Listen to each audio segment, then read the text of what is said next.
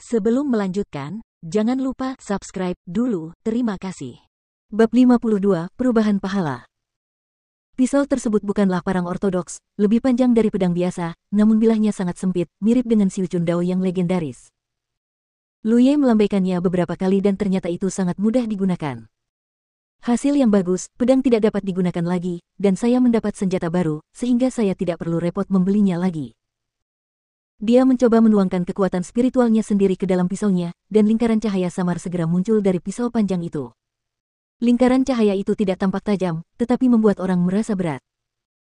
Yang lebih mengejutkan Lu Ye adalah dia benar-benar merasakan ada sesuatu yang tersembunyi di dalam pedangnya. Tutup mata Anda, rasakan aliran kekuatan spiritual Anda sendiri, dan secara bertahap pahami situasi di dalam bilahnya. Ada pola spiritual di dalam bilah pisau ini. Ini, senjata spiritual. Lu Ye menunjukkan ekspresi yang tidak terduga. Dia telah keluar masuk pasar beberapa kali, dan pengetahuannya sekarang secara alami tidak sebaik ketika dia pertama kali memasuki medan perang Lingqi. Dia telah mendengar tentang senjata spiritual. Itu adalah senjata khusus untuk para biksu bahwa pemiliknya datang sangat membantu. Pedang Lu Ye sebelumnya adalah senjata fana. Selain lebih tajam, tidak ada yang istimewa darinya. Namun, senjata spiritual berbeda. Tergantung pada jenis pola spiritual yang terukir di dalamnya, setiap senjata spiritual memiliki kekuatan uniknya sendiri. Ada pola roh pada pisau ini, Lu Ye mendorong kekuatan spiritual untuk dituangkan ke dalamnya, yang dapat dengan mudah menstimulasi kekuatan pola roh, sehingga memberikan karakteristik pola roh pada pisau tersebut. Ia mencoba sejenak dan memutuskan bahwa pola spiritual digunakan untuk memperkuat pedangnya, agar senjata spiritual tersebut tidak mudah rusak saat bertarung dengan musuh. Lu Ye tiba-tiba menyadari bahwa tidak heran dia telah menggunakan pola spiritual yang tajam untuk memperkuat pedang panjangnya sebelumnya, tapi dia tidak dapat memotong pedang lawan. Ini adalah kejutan yang tidak terduga. Meskipun memperkuat pedang kedengarannya tidak berguna, sebenarnya sangat praktis pola spiritual, belum lagi Lu Ye sendiri telah menguasai pola spiritual yang tajam, dan dapat menggunakan ketajaman untuk memberkati senjata spiritual ini kapan saja untuk meningkatkan ketajamannya. Dengan senjata spiritual di tangannya, kekuatan Lu Ye dapat ditingkatkan setidaknya 10% atau 20%. Saat dia bertemu musuh, dia dapat menebas sesuka hatinya tanpa khawatir senjatanya akan rusak. Namun, senjata spiritual dengan hanya satu pola spiritual harus menjadi senjata spiritual tingkat terendah. Petik 2. Masuk. Lu Ye memasukkan pisau panjang itu ke dalam sarungnya dan duduk bersila lagi. Sesosok kecil perlahan melayang masuk dari pintu masuk gua. Saat dia berdiri di depan Lu Ye, dia memberinya senyuman yang menyanjung dan berkata dengan patuh, mayat orang lain juga telah dibuang. Tas penyimpanan. Itu milik Liu Ruin. Yi mengambilnya, memeriksanya, dan berkata dengan heran, begitu banyak. Ada lebih dari sebotol ramuan spiritual di dalamnya, serta beberapa batu spiritual. Jumlahnya mencapai 5. Terima kasih banyak kali ini. Lu Ye mengangguk ke arahnya. Meskipun dia memiliki cukup jimat ajaib untuk memastikan bahwa dia bisa membunuh pria berkulit putih itu sendirian, jika dia benar-benar melakukan ini, milik orang lain. Tas penyimpanan pasti akan hilang. Dan pasti ada beberapa risiko. Saat itu, dia mendatangi Dahu dan Yi hanya untuk memanfaatkan situasi. Untungnya, otak Yi cukup fleksibel. Dia hanya mengucapkan sepatah kata pun dan Yi tahu apa yang harus dilakukan. Kali ini kerjasamanya santai dan menyenangkan. Orang adil tidak memiliki banyak barang bagus di tas penyimpanannya.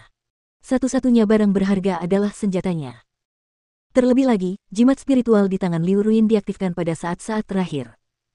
Jika Dahu tidak memblokir senjatanya, Lu Ye harus menghadapi sendiri kekuatan jimat spiritual tersebut, menambah banyak bahaya. Barang-barang itu dibuat dengan harga setengah sen, dan Lu Ye sendiri yang memegang senjata spiritual itu. Dikatakan bahwa dia mendapat untung. Yi tidak menyangka Lu Ye begitu murah hati. Dia menatapnya dengan ekspresi rumit dan akhirnya berterima kasih padanya. Tunggu, Lu Ye memanggilnya. Yi melihat ke belakang. Kamu seharusnya sudah mendengar apa yang dikatakan wanita yang kubunuh sebelumnya. Ya. Meskipun dia bertindak secara pribadi dan kematiannya tidak akan disayangkan, dia adalah anggota dari aliansi pedagang Tianji. Bisnis akan dilakukan setelah kematiannya. Apa reaksi dari aliansi, tetapi sebaiknya Anda mengubah wilayah Anda. Tempat ini terlalu dekat dengan kota Qin Yunfang. Jika aliansi pedagang ingin menyelidiki penyebab kematiannya, itu akan dilakukan dengan mudah ditemukan padamu. Bagaimana denganmu? Tanya Yi. Aku akan segera pergi dari sini. Kejadian ini memberi pelajaran pada Lu Ye. Semua ramuan yang dia gunakan untuk latihan sekarang bergantung pada penjualan biji Yuanqi, dan satu-satunya saluran penjualan adalah aliansi pedagang Tianji Ruin menarik perhatiannya. Siapa yang tahu kalau ada Liu Ruin kedua di sana? Jadi dia tidak akan tinggal di sini lebih lama lagi. Jika mengolah Lingqi tingkat pertama memberinya kualifikasi untuk bertahan hidup di medan perang Lingqi, maka sekarang ia memiliki modal untuk berjalan di tingkat kedua.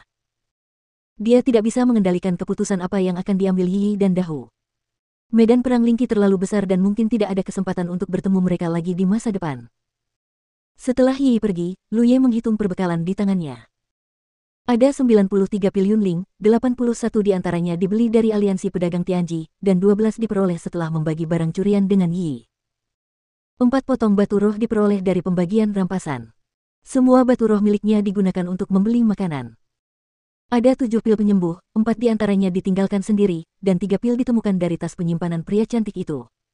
Itu adalah tas penyimpanan Liu Ruin. Tidak ada yang namanya pil penyembuh dia akan berguna. Dalam hal pil penyembuhan, ada kurang dari 30 jenis jimat.